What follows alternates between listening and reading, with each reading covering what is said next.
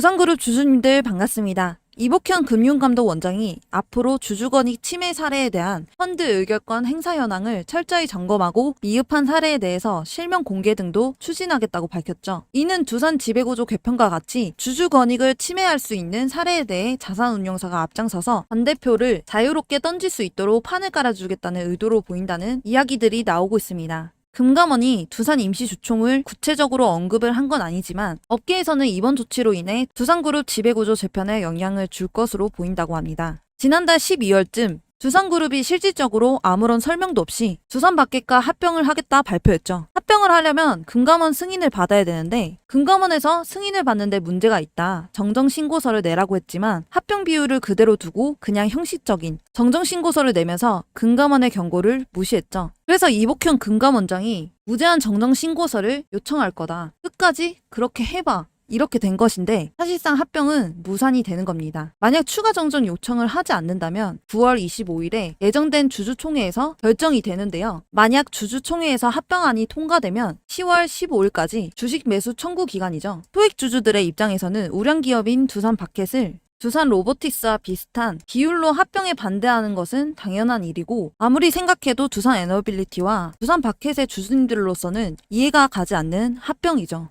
두산바켓 주식은 두산 에너빌리티와 특수관계인이 40.07% 보유하고 있고 국민연금이 6.97%, 소액 주주님들 비율이 46%에 있고요. 두산 에너빌리티는 두산과 특수관계인 30.67%, 국민연금은 6.78%, 소액 주주님들이 62%에 있습니다. 둘 다 소액 주주님들의 비율이 낮지는 않죠. 그래서 주주님들의 거센 반발에 설득하기 위해 주주 서한을 발송했지만 그렇게 두산 입장은 요지부동인 거죠. 설사 합병이 된다고 하더라도 두산은 주식 매수 청구권을 피해갈 수는 없습니다. 주식 매수 청구권은 합병에 반대하는 주주님들이 두산 로보틱스 주식을 받는 대신 보유하고 있는 지분을 두산에서 대신 매입하라고 청구하는 건데요. 두산 에너빌리티 소액 주주 지분율이 62%여서 이분들 중 지분 4%만 주식 매수 청구에 나서도 상한액은 6천억 원을 넘기는 거고요. 두산 로보틱스는 5천억 원, 두산바켓은 1조 5천억에 불과하죠. 거기다가 자회사와 모회사 간에 실시되는 포괄적 주식 교환도 불가능해집니다. 즉 두산 로보틱스가 두산바켓 지분 100%를 가져가면서 두산 로보틱스를 두산바켓의 완전 자회사로 만든다는 건데요. 그게 불가능해진다는 거죠. 이렇게 반발이 거센 만큼 청구권 물량이 한도를 넘을 가능성이 높은데요. 두산이 이를 대비할 수 있는가에 대한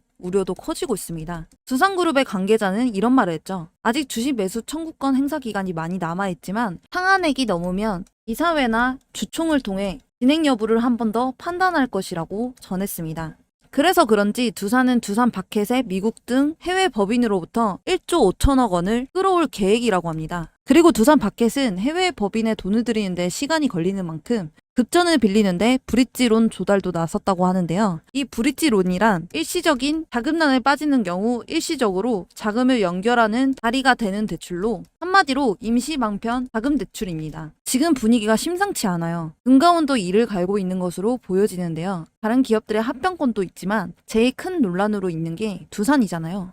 여기서 잠깐 구독자 이벤트를 진행하려고 하는데요. 우리가 이렇게 중장기적인 종목들을 보면 가치 있는 기업 중에서 주주님들이 많이 몰리는 기업이잖아요. 그런데 인기 없는 기업, 잘 모르시는 기업들도 수익을 낼 수 있는 방법이 있습니다. 그게 뭐냐면 여기 보이는 조건 검색기입니다.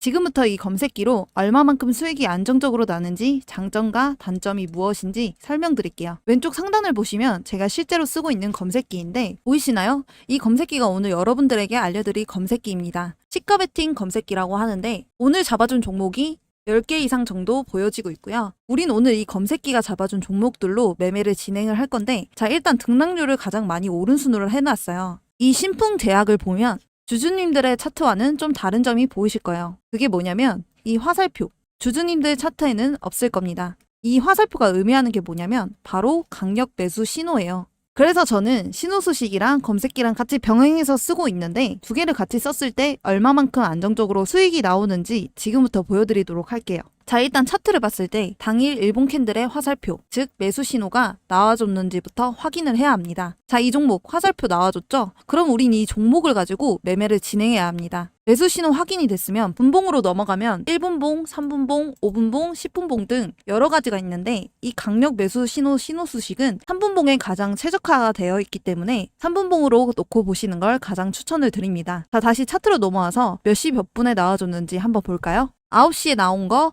확인이 되실 텐데 우린 이때 진입을 할 겁니다. 이때 진입을 하면 몇 프로 수익 먹고 나올 수 있냐? 무려 18.24% 수익 먹고 나올 수 있었습니다. 그런데 여기서 중요한 건 익절 구간입니다. 제가 말씀드리는 구간에서 익절을 하셔야 리스크 없이 안전하게 수익 내고 나오실 수 있습니다. 제가 항상 말씀드리지만 10%에서 20% 구간에서 익절하셔야 된다. 괜히 욕심 부리시다가 손실 보시지 마시고 이 익절 구간만 잘 지켜주시면 됩니다. 우리가 이 한 종목만 가지고 매매를 진행하는 게 아니고 검색기가 잡아준 10개 종목 이상을 가지고 매매를 진행할 거기 때문에 괜히 이 한 종목 때문에 손실 내지 마시고 욕심 버리시고 제가 말씀드린 10%에서 20% 구간에서 안전하게 익절하시기 바랍니다. 그래서 이 검색기를 드리려고 하는데요. 검색기를 받아보고 싶으신 분들은 구독과 좋아요 한 번씩 눌러주시고 010-4189-8678 번호로 구독이라고 두 글자 문자 보내주시면 됩니다. 무료로 드리는 거고요. 돈 들까봐 걱정 마시고 편하게 받아서 쓰시면 됩니다. 실제로 저한테 받아서 사용하시던 분들은 지금도 충분히 만족할 만한 수익 벌어 가신다고 막 고맙다고 그러세요. 주린이 분들, 손실이 많으신 분들한테 정말 추천드리고 있으니 써보기도 전에 의심하지 마시고 써보고 아니다 싶으시면 삭제하셔도 됩니다. 검색기 같은 경우에는 설명서랑 같이 해서 알려드리고 있고요. 주린이 분들도 5분이면 적용하기 때문에 크게 걱정하지 마세요. 다시 한번 010-4189-8678 번호로 구독 두 글자 문자 보내주시면 알려드리도록 하겠습니다. 만약 금감원의 심사를 통과한다면 9월에서 10월 예정된 주주총회와 주식 매수 청구권 행사를 할 수 있는데요. 이 제도는 부당,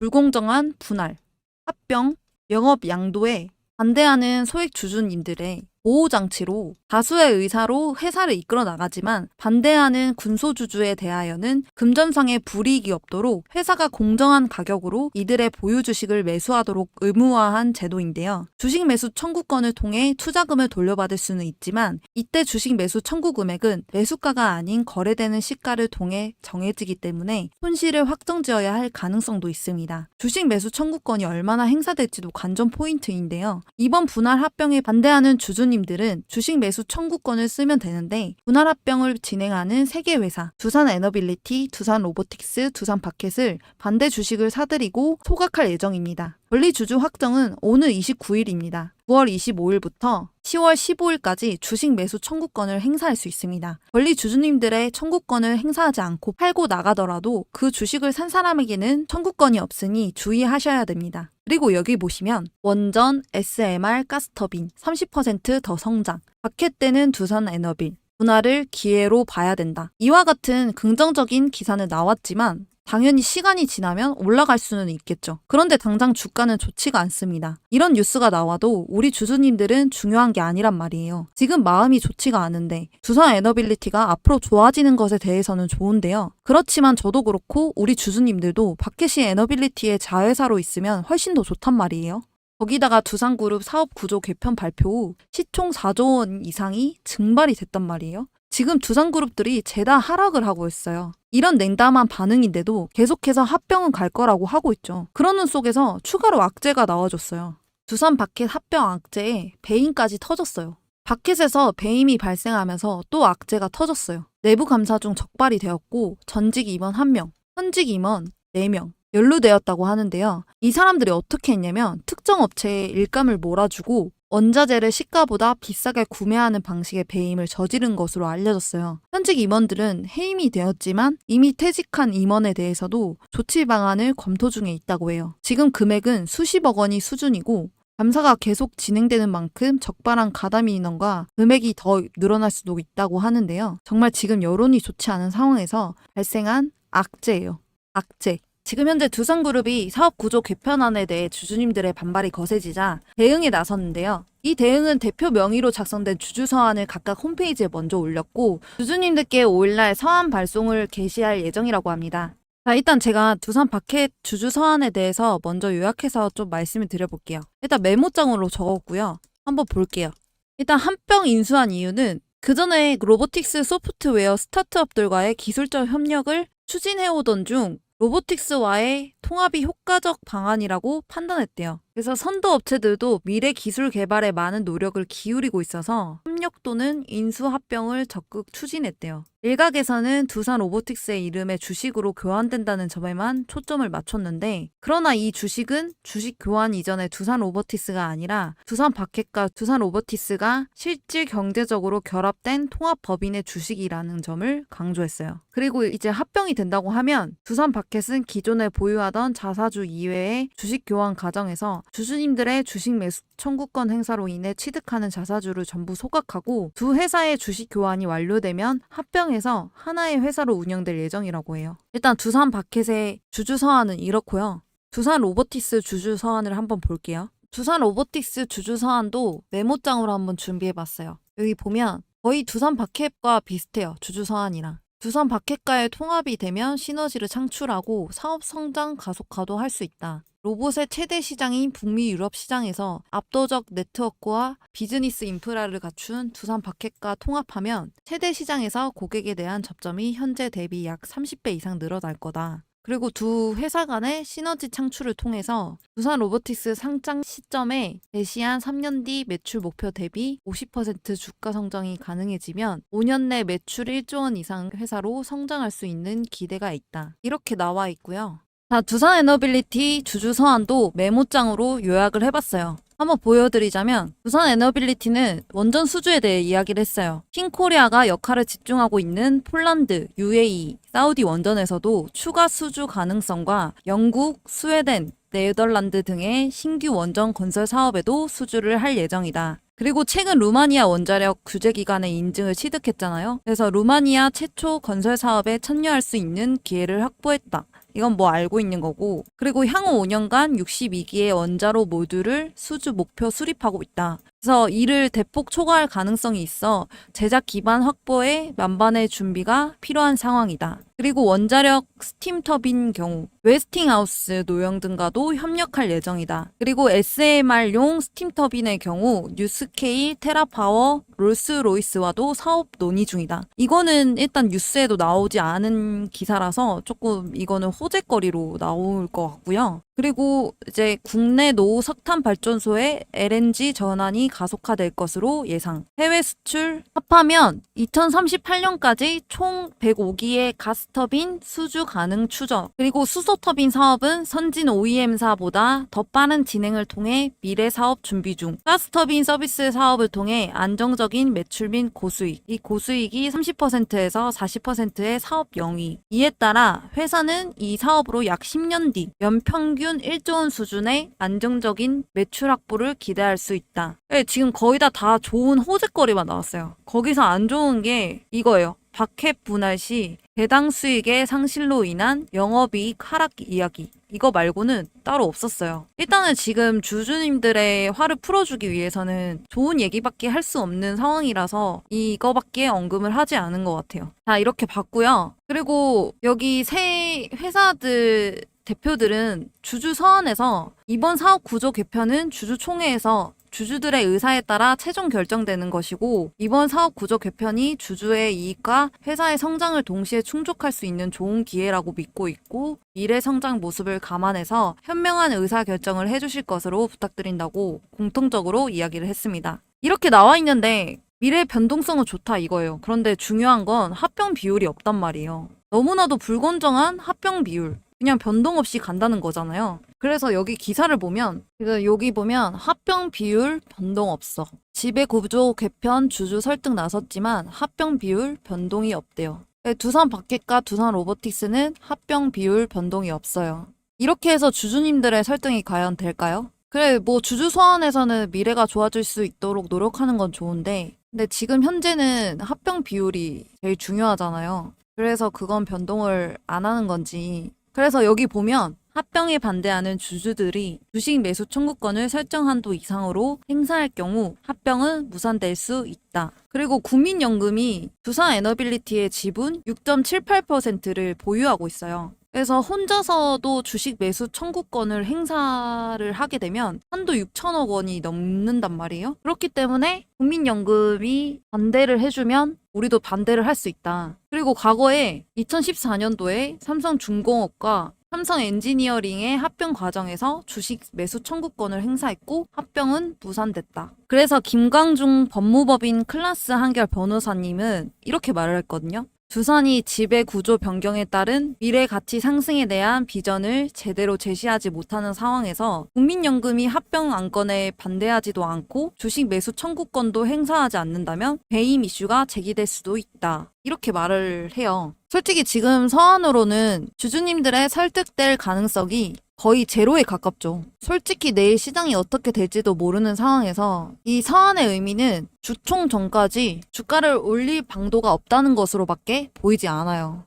자, 일단은 제가 여러분들한테 이벤트를 하나 준비를 했어요. 무슨 이벤트냐? 바로 구독자 퀴즈 이벤트예요. 제가 한번 문제를 내볼게요. 2차 전지 관련주에 영향을 주는 미국 시장 전기차 대장주는 1번 록히드 마틴, 2번 테슬라, 3번 엔비디아, 4번 애플. 그래서 정답을 아시는 분은 아래 번호로 정답만 숫자로 적어서 보내주시면 됩니다. 그래서 정답을 맞추신 모든 분들께는 2차전지, AI, 로봇 관련주 정보 자료집 플러스 8월에 히든 종목해서 같이 보내드릴 건데요. 밑에 보시면 정답을 맞추신 분들께 위의 종목 전부 보내드리도록 하겠습니다. 자, 그러면 2차전지 AI 로봇 관련주 정보 자료집은 어떤 것인지 알고 계시지만 8월에 히든 종목은 어떤 건지 모르시는 분들을 위해 알려드릴게요. 잠시 보여드리면서 설명을 드리자면 이 히든 종목을 황금 매집주라고 불러요. 왜 황금 매집주라고 그러냐면 짧게는 몇 년이지만 길게는 10년 이상 움직임이 없는 종목을 말해요. 그러다가 언제 이렇게 움직임이 없는 이런 식으로 매집봉이 하나 떠오르는데요. 이게 바로 전형적인 세력들의 매집의 흔적들입니다. 그러면 매집봉이 떠오르면 주가는 미친 듯이 상승을 하게 되는데요.